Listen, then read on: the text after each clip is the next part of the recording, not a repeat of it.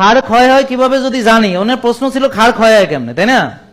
তাহলে ক্ষয় হয় হচ্ছে অযত্ন অবহেলায়, মরিচা পড়ে হচ্ছে অযত্ন অবহেলায়, যে আমি নিজ হ্যান্ড ঘুরাই না, মাজা ঘুরাই না, ব্যায়াম করি না, এক্সারসাইজ করি না, বুঝতে পারছেন?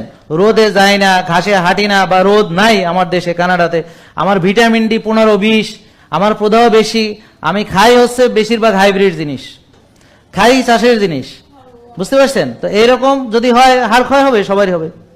আর বয়স একটা ফ্যাক্টর, যেমন হাড় ক্ষয় কমন আছে। এখন যদি সে ছোটবেলা থেকে উনি যদি আমাদের ফলো করে আসতো, তাহলে এই বয়সও আশা করি যে ভালো থাকতো। এখন ওনাকে জিজ্ঞেস করলে ভিটামিন ডি খুঁজে পান নাই, তাই না? পাবেনও না।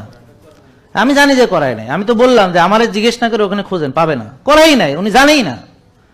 তাহলে বলেন যে জানে আর যে জানে না সমান? কথা বুঝতে পারছেন? তাহলে এখন ওনার দরকার ভিটামিন ডি 90-100, উনি জানেই না ওনার ভিটামিন ডি কত আছে। তা আগে আপনি জানেন ভিটামিন ডি কত, বুঝতে পারছেন? আপনি কি করেন না করেন, তারপরে আপনি কি করলে